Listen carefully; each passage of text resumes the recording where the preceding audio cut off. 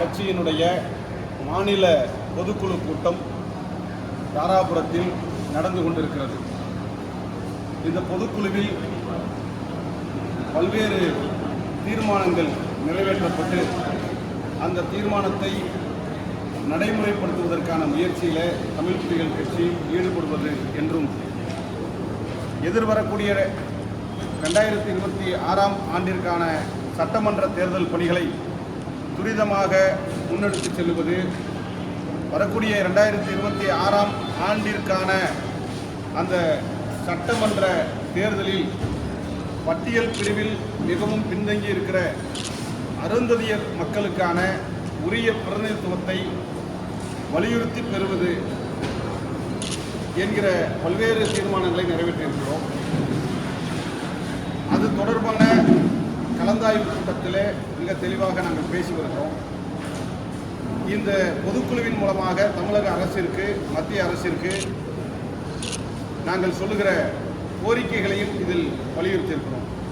குறிப்பாக தமிழகத்தில் பட்டியல் பிரிவில் அருந்ததியர் சமுதாயத்திற்கு வழங்கப்பட்டிருக்கிற 3 விழுக்காடு உள் இடஒதுக்கீடு முறை துரிதமாக நடைமுறைப்படுத்தப்பட வேண்டும். இந்த 3 விழுக்காடு உள் இடஒதுக்கீடு விவகாரத்தில் எதிராக கருத்து தெரிவிக்கக்கூடிய தலைவர்கள் மீது நடவடிக்கைகள் மேற்கொள்ளப்பட வேண்டும் என்று பல்வேறு வகையான தீர்மானங்கள் நிறைவேற்றியிருக்கிறோம். பட்டியல் பிரிவில் 76 சாதிகள் பெயர்கள் அதில் உள்ளடக்கமாக இருக்கிறது.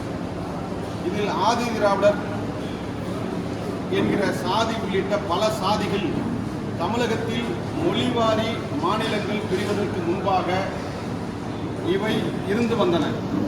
மொழிவழி மூலமாக மாநிலங்கள் பிரிக்கப்பட்ட பிறகு இங்கே இல்லாத சாதிகளையும் அவர்கள் நீக்கியிருக்க வேண்டும்.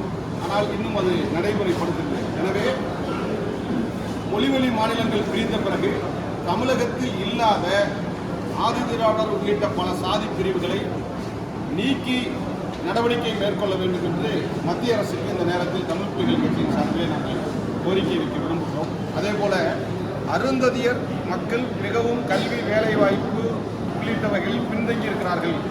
எனவே அவர்களுக்கு 3 விழுக்காடு உள்ளிட ஒதுக்கீடு வழங்க வேண்டும் என்று அரசாணை நிறைவேற்றியது.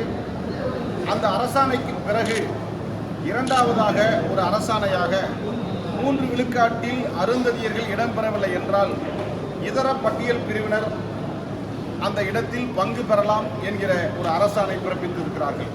அந்த அரசாணையின் மூலமாக அருந்ததியர் மக்கள் உண்மையிலேயே தகுதி வாய்ந்தவர்கள் இருந்தாலும் கூட தகுதி வாய்ந்தவர்கள் இல்லை என்கிற பெயரில் இதர பட்டியலினத்தவர்கள் அந்த இடங்களை பூர்த்தி செய்யக்கூடிய நிலை இருக்கிறது.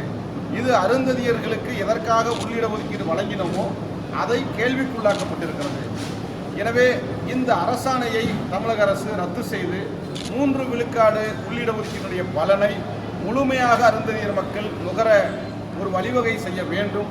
அதே போல உள்ளிட ஒதுக்கீடு வழங்குகிற போதே தலைவர் கலைஞர் அவர்கள், நீங்கள் என்ன அதற்கடுத்து வராமல் போய்விடுவீர்களா, நான் எதுவும் உங்களுக்கு செய்யாமல் விட்டுவிடுவனா என்ற ஒரு ஆறுதலான சொன்ன வார்த்தை என்பது பின்னாளில் 3 விழுக்காடு உயர்த்தி வழங்கப்படும் என்கிற மனநிலையிலிருந்து அது சொல்லப்பட்டது. எனவே 3 விழுக்காடு உள்ளிட ஒதுக்கீட்டை 6 விழுக்காடாக உயர்த்தி தருவதற்கு தேவையான நடவடிக்கைகளையும் தமிழக அரசு மேற்கொள்ள வேண்டும். இப்பொழுது மத்திய மாநில அரசுகள், குறிப்பாக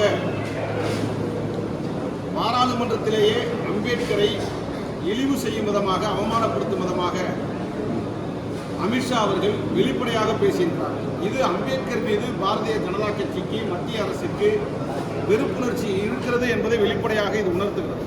எனவே அம்பேத்கரை அவமானப்படுத்திய அமித்ஷாவை பதவியிலிருந்து விடுவிக்க வேண்டும் என்றும் அமித்ஷா அவர்களை கண்டித்தும் இந்த பொதுக்குழுவிலே தீர்மானம் நிறைவேற்றியிருக்கிறோம். இதனுடைய வெளிப்பாடு என்பது அரசியலமைப்பு சட்டத்தை முழுமையாக நீர்த்து போகச் செய்து அவர்கள் ஏற்றுக்கொண்டிருக்கிற மறுதிரும சட்டத்தை நடைமுறைப்படுத்துவதற்கான முயற்சியில பாரதிய ஜனதா கட்சி தொடர்ந்து ஈடுபட்டு வருகிறது. இந்த நிலையை தமிழ் புலிகள் கட்சி வன்மையாக கண்டிக்கிறோம். எனவே அமித்ஷா அவர்கள் உடனடியாக பதவி விலக வேண்டும். அதே போல பல்வேறு சட்ட திருத்தங்கள், உதாரணத்திற்கு தேர்தல் விதிமுறைகளே கூட சில சட்ட திருத்தங்கள் கொண்டு வந்து தேர்தல் வெளிப்படையாக நடைமுறைப்படுத்துவதை தடுக்கும் வகையில் சில திருத்தங்கள் வந்திருக்கிறது. மதுரை சுற்றியுள்ள பகுதிகளிலே டங்ஷன் திட்டம் என்கிற ஒரு திட்டத்தை மாநில அரசு வேண்டாம் என்று வலியுறுத்தியும் சட்டமன்றத்தில் தீர்மானம் நிறைவேற்றிய பிறகும் நடைமுறைப்படுத்தியே ஆக வேண்டும் என்று மத்திய அரசு முனைப்போடு இருப்பதை இந்த பொதுக்குழு வன்மையாக கண்டிக்கிறது. இது போன்ற பல்வேறு தீர்மானங்கள் இந்த பொதுக்குழுவில் நிறைவேற்றப்பட்டிருக்கிறோம். இந்த பொதுக்குழுவின் தீர்மானங்களை மத்திய மாநில அரசுகள் கவனத்தில் கொண்டு நடைமுறைப்படுத்த முயற்சிக்க வேண்டும்.